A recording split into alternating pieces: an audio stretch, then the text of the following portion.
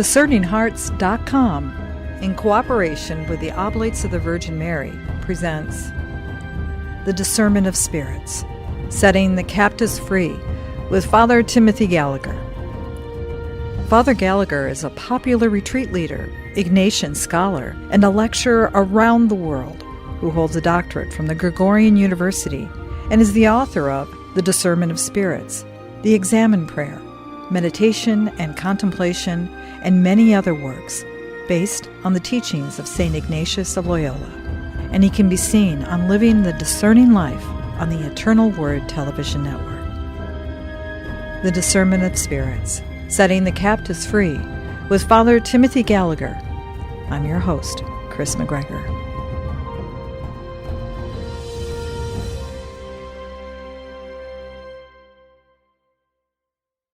The 13th rule. Likewise, he conducts himself as a false lover in wishing to remain secret and not be revealed. For a dissolute man who, speaking with evil intention, makes dishonorable advances to a daughter of a good father, or to a wife of a good husband, wishes his words and persuasions to be secret, and the contrary displeases him very much, when the daughter reveals to her father, or the wife to her husband, his false words and depraved intention, because he easily perceives that he will not be able to succeed with the undertaking begun. In the same way, when the enemy of human nature brings his wiles and persuasions to the just soul, he wishes and desires that they be received and kept in secret. But when one reveals them to one's good confessor or to another spiritual person, who knows his deceits and malicious designs, it weighs on him very much, because he perceives that he will not be able to succeed with the malicious undertaking he has begun, since his manifest deceits have been revealed. Rule 13, not an unlucky rule by any stretch of the imagination. Together with Rule 5, one of the most important and blessed of the rules. Breaking the spiritual silence. Oh, that's the toughest one, I think, sometimes, is how do I know? What am I hearing? Am I hearing anything at all? Well, if in the preceding rule, what Ignatius wanted us to see is that the enemy is essentially weak, and that his only strength consists in our being weak and giving way, and so that the importance of standing firm right in the very beginning. What Ignatius wants us to see in this wonderful Rule 13 is that the enemy will try to get us not to speak with a competent spiritual person about the burdens in our spiritual life, the temptations, the discouraging thoughts and suggestions, the things that weigh us down. His desire that we keep them secret and not speak about them. And in this rule, as in Rule 12, Ignatius begins with a metaphor, kind of a parable, and then pulls the lesson out of it. And the parable is pretty evident here. Here is a dishonest man who simply wants to seduce rather than genuinely love an upright woman, and begins his seductive game and makes his dishonorable advances, Ignatius says, and begins making his suggestions to her. He very much desires, Ignatius says, that she not say anything. If this is a younger woman to her father, a married woman to her husband, because he knows that the moment she says something to her husband or respectively to her father, the moment she says it, the game is up. But as long as she doesn't say anything, the game can go on, and hopefully he can move toward his dishonest goal. So that's the figure, that's the parable, and now the application. And I'll just read this as Ignatius actually says it in his rule. In the same way, he says, when the enemy of human nature brings his wiles and persuasions to the just soul, his troubling suggestions, his temptations, the things that weigh on us, the things that somehow seem to stand in the way of the freedom I wish I could feel just to receive God's love and love the Lord. When he brings his wiles and persuasions to the just souls, he wishes and desires that they be received and kept in secret. That's the heart of the enemy's tactic. And this is the response. But when one reveals them to one's good confessor, or to another spiritual person who knows his deceits and malicious designs, it weighs on him very much, because he perceives that he will not be able to succeed with the malicious undertaking he has begun, since his manifest deceits have been revealed. Now here, as we talk about these rules, we reach one of these points where I need to speak with a great sensitivity, because this Rule 13 can touch very deep places in our hearts. Here is a person who would feel so free to love God and to receive God's love were it not for this thing which happened maybe years ago, maybe decades ago in my life, and of which I've never spoken with anyone. Or were it not for this ongoing aspect of my life which no one knows, which I've never put into words to anyone, but which I know is there, and which always comes to my heart and my consciousness when, let's say, I read a scripture that speaks about God's love for me, or hear a homily where someone speaks of how the Lord invites us to come close to Him, but this stands in the way. And years ago, when I used to do parish missions, before I got more into this work with discernment, it was a beautiful thing. You would come into a parish, you're only going to be there for a few days. You were safe, people would hear you speak, and a certain confidence would develop. And oftentimes there would be settings in which people would finally, for the first time, put into words spiritual burdens which sometimes they would have carried for decades in their lives. It was beautiful to see it happen. To keep using our same phrase, you would see captives being set free. Probably the happiest thing, actually, in my work as a priest and retreat work and spiritual direction and just working with people has been at times to be that safe space in which people have been able to put into words the things that weigh upon their hearts in their relationship with God. And again, you see that miracle of a heart set free. That's why I call this chapter Breaking the Spiritual Silence, which leads to such freedom. As we said earlier in these conversations, right from the beginning, the scripture says it is not good for man to be alone. It is not good for us to be alone in the spiritual life. Mm-hmm. Now, to whom would one speak about these things? Here, if I may say this very reverently, here is a person who is burdened.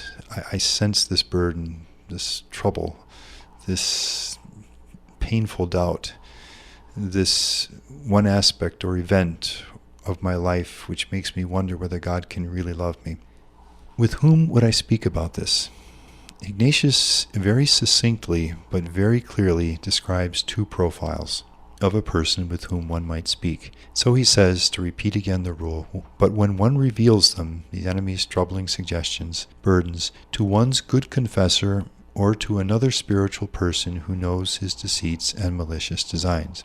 So the first profile is a confessor. And Ignatius qualifies with two adjectives the confessor of whom he speaks. This is a good confessor. And as he immediately says in the words that follow in the rule, by good, what Ignatius has in mind is not even simply a holy confessor, but one who knows the enemy's deceits and malicious designs, knows the enemy's tactics, the kinds of things that Ignatius is describing in these rules, so that when I go to speak with this good confessor will understand the enemy's tactics and will help me to understand them so that I can be set free. And not only a good confessor in this sense, but Ignatius says one's good confessor. That is, this is a priest whom I know to be this kind of confessor because I have been to him already sufficient number of times, which may not have to be that many, but enough so that I have some personal connection with this priest as a confessor, and I know that he is a good confessor. He is this kind of priest.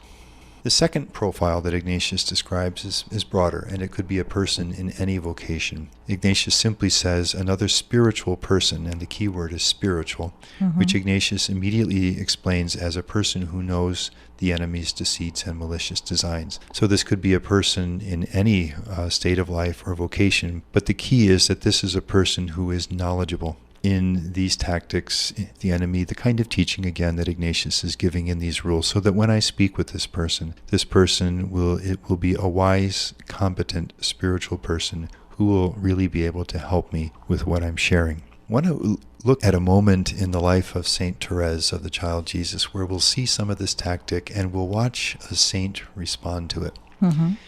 This is the experience that happened to Saint Therese the evening before she professed her vows as a Carmelite sister. So it's a key moment.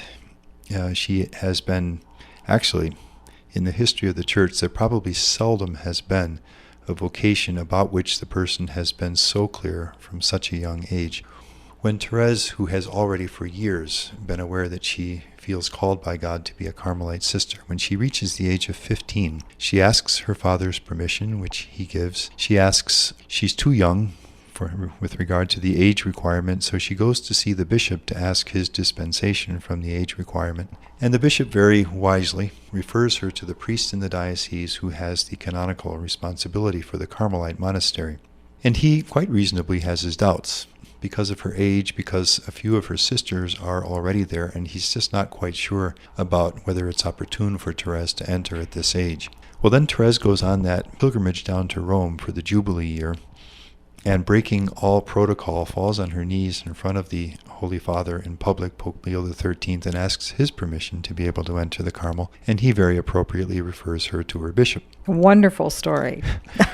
But that was actually the decisive moment, because one of the other priests who was on that pilgrimage witnessed this moment when this young girl so earnestly pleaded before the Holy Father himself, wanted to know more about the story, spoke with Therese's father, who was also on the pilgrimage, learned about her situation, and when they returned back to France, back home, set things in motion so that she was able to enter the Carmel. Now Therese has been in the Carmel for several years as a postulant, as a novice. She has never had ever a single doubt about her vocation to the Carmelite life. And now it's the evening before the vow ceremony, and Therese is in retreat, and so she's in silence, a silence which will only be broken with the ceremony the next morning. The other sisters are seated in what's called the choir area, the area where they come together to pray the divine office together, to pray the psalms together. They have just finished. They spend maybe 10 minutes in silent prayer together before each goes off to her room for the silence of the night until the next morning when they'll gather again. Therese is making the way of the cross, and as she does so, a doubt comes to her now about whether she really is called to Carmel. Let's just begin to read her text. And she says, "The beautiful day of my wedding," by which she means her espousal to the Lord Jesus as a Carmelite monastery, the day of her final vows, finally arrived. It was without a single cloud. However, the preceding evening a storm arose within my soul, the like of which I'd never seen before. Not a single doubt concerning my vocation had ever entered my mind until then, and it evidently was necessary that I experience this trial, which is a beautiful thing. This takes us back to Rule 9, where Ignatius answers the question, why does a God who loves us allow us to go through the darkness of spiritual desolation? Couldn't God have spared Therese this storm in her soul the evening before her vows? And she recognizes, as Ignatius explains in that 9th rule, that sometimes when we're, through no fault of our own or negligence on our part, God will allow us to undergo spiritual desolation as a trial because of the growth, the learning, we said, that can come through it. And Therese instinctively, with the sharp intuition of the saints, recognizes this. It evidently was necessary that I experience this trial. In the evening, while making the way of the cross after matins, which was the final part of the psalms that the sisters would sing together, my vocation appeared to me as a dream, a chimera. I found life in Carmel to be very beautiful, but the devil inspired me with the assurance, so she names causes, clearly. But if you'll notice her word, inspired me with the assurance, which is a strong word, that it wasn't for me, and that I was misleading my superiors by advancing on this way to which I wasn't called. And she says, the darkness was so great that I could see and understand one thing only. I didn't have a vocation. How can I possibly describe the anguish in my soul? I think we can at least glimpse a bit of that anguish. Here is a woman who for years has directed everything in her life with great energy and courage toward the Carmelite vocation, has never had a single doubt, is now on the verge of her vows. And now she understands that she's been wrong all along. She's been mistaken and misleading her superiors. The ceremony is prepared, everyone is coming, and now she knows in the silence, as she's praying the way of the cross alone this evening, that she's been wrong all along. How can I possibly describe, she says, the anguish in my soul? It appeared to me, she writes, and this is an absurdity which shows it was a temptation from the devil. So she names things really clearly. It appeared to me that if I were to tell my novice mistress, who was the person who had the responsibility for her preparation for her profession of vows, and who was very much a wise, competent spiritual person, it appeared to me that if I were to tell, can you hear Rule 13 now in this? That if I were to tell my novice mistress about these fears, she would prevent me from pronouncing my vows. And still I wanted to do God's will and return to the world, rather than remain in Carmel and do my own. Everything has gotten flipped around now. Now, here's the imagined scenario that Therese finds running through her mind and her heart. She sees herself going into that choir area, asking the novice mistress to come out and speak with her. The novice mistress very kindly agrees. They sit down together. Therese shares with her novice mistress her newfound clarity about her vocation, that she's been wrong all along, that God is not calling her to the Carmel. Sees the novice mistress very gently nod agreement and say to her, in essence, if that's the case, we'll let people know, we'll call off the vow ceremony tomorrow, and we'll set things in motion so that you can return home. So the imagined scenario, as Therese imagines herself speaking with the novice mistress, is that if you speak, it will be the death of everything you have ever hoped for vocationally. It will be unbearably painful. It will be the end of anything you've ever hoped for. Now let's watch what this wonderful woman of God does. I made the mistress come out of the choir, and I suspect probably women more than men, and maybe above all contemplatives, will understand the courage of this, because here is the youngest member of the community, in full sight of the gathered community, in obvious distress, coming in and asking the novice mistress to come out and speak with her. And they all know her final vows are the next morning. It's not going to be hard for them to guess something of what may be at work in the distress that she's experiencing. Therese is a kind of woman of spiritual steel. There's a kind of strength and courage about her, which is just a beautiful thing. I made the mistress come out of the choir, and filled with confusion, this is not easy for her, I told her the state of my soul. Fortunately, she saw things much clearer than I did, and she completely reassured me. The act of humility I had just performed put the devil to flight, since he had perhaps thought that I would not dare admit my temptation. And you can hear the heart of Rule 13 right there, since he had perhaps thought I would not dare admit my temptation. And then this beautiful sentence, my doubts left me completely as soon as I finished speaking, which is exactly where Ignatius wants to lead us in Rule 13. Let's compare two things. Here's the imagined scenario. I ask the novice mistress to speak. I tell her my newfound clarity. She agrees. It's the death of everything I've ever hoped for. It will be unbearably painful. Lightly behind that imagined scenario is, you can't talk about this. Don't say anything. And here is the real scenario. Therese asks the novice mistress to speak. They sit down. Therese shares her newfound clarity about her vocation, her doubts, the struggle. The novice mistress is a wise, competent spiritual person. She's probably seen this many times, some struggle on the evening before definitive commitments. She also knows Therese very deeply from the work they've been doing together, and so she can easily and completely reassure Therese. No, Therese, there's nothing to worry about in this. My doubts left me completely as soon as I finished speaking. But Therese doesn't even stop there in her determination to do exactly the opposite of what the enemy would want her to do, and that is to keep silence and not speak. Nevertheless, to make my act of humility even more perfect, I still wish to confide my strange temptation to our mother prioress, the sister in charge of the entire monastery, who simply laughed at me, which is perfect. Basically, Therese, we know you. There's just nothing here to worry about at all.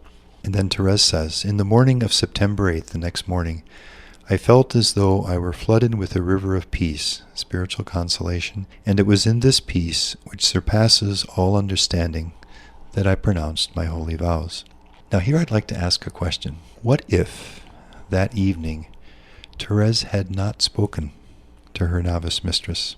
Would she have professed her vows in a river of peace the next morning? And what might she have carried for years in her life? We all know that every genuine vocation gets tested pretty strongly at various points in life, whether it's marriage or priesthood or religious life. And in those times, there would be the voice. You knew that you weren't called, and you didn't say anything. And the door to so much suffering and struggle and doubt is shut. Because Therese no sooner recognizes the enemy's burdening thoughts than she goes directly to the competent spiritual person, speaks openly about it, and it's over. Let's ask a second question. What if that evening Therese had spoken, but not to her novice mistress, maybe to one of her fellow novices no further along than she in religious life? Would she have professed her vows in a river of peace and all the rest that we've just put into words? Therese, this is perfect. This is Rule 13 at its best. There is a burden in my heart, in my spiritual life. I find the wise, competent spiritual person. I speak openly with that person, and the burden is lifted, and I go on in peace, breaking the spiritual silence, as I call this in the book. Now, let me try to put into words the ways in which we may experience this tactic of the enemy who will try to get us not to speak about what's weighing on us in our spiritual lives. Let's say here's a priest, for example, who I know is that wise, competent spiritual person with whom I know I could speak and would be able to understand and help me. But then the thought will come to me, but he is so busy. Or there is that wise, competent person with whom I could speak, but I'm too busy. I don't have time. If it's a week, let me stretch a point and say several weeks even. I stretch it reluctantly, but I'll do it for the sake of the point I want to make. Maybe I'll buy that. But if a month, 6 months, a year goes by and I still am too busy, then I think we need to start thinking in terms of Rule 13. There is someone who does not want me to speak so that the spiritual burden can go on. Mm-hmm. Here is the competent spiritual person with whom I could speak, but if I do, he'll laugh at me. He or she will never be able to understand me. He or she will be very kind to me when I speak about this, but somewhere I'll know that this person is never going to respect me quite in the same way. Or this person will listen very kindly and then in some form will say to me, if that's true, if that's a part of your life and who you are, then we can no longer continue to speak. We'll have to end the help I've been giving you spiritually. Or why should I bother even trying to speak about this? Nobody can change this. There's nothing anyone can say that will ever make any difference. Now, when that kind of thinking is there, there's probably some spiritual desolation going on. You can feel the heaviness of heart in that. It's almost, as you're describing it, you can visualize or image, again, that somebody on your shoulder just saying, keep that hidden. Don't say anything. That's too much revealing. They don't want to hear that. I mean, it's almost as literal as that, isn't it? Very much. And there is Therese's beautiful sentence, my doubts left me completely as soon as I finished speaking.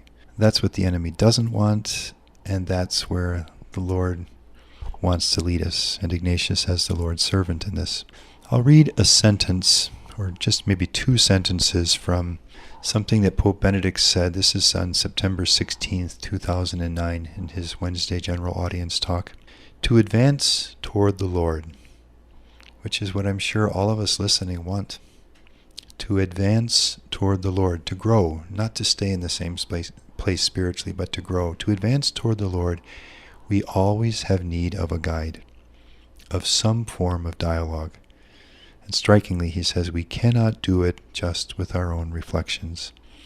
And finding this guide, he says, is part of the ecclesial nature of our faith. That is, the nature of our faith which brings us together as a church. We're not meant to be alone in our spiritual lives. Well, at this point, I probably should address a question which is underlying, and I'm probably in people's minds and hearts at this point. How do I find that wise, competent, spiritual person? Mm-hmm. The Church has an age-old tradition of spiritual direction, and where we are able to find a wise, competent, spiritual director, and it's possible to meet in some kind of continuing fashion with a person like that, obviously that's a wonderful option. All right, well then, the question which immediately follows, I would imagine, is what if I can't find that kind of person? I would say don't lose heart in the search, but many other things are possible even as we continue that search. Confession is very valuable along these lines. I think for many of us, if we are able to go to confession to a confessor who is willing, as he hears our confessions, maybe even if it's just 2 or 3 sentences, to say just a little something in terms of spiritual guidance and spiritual direction. You might want to try this or consider that or take this step.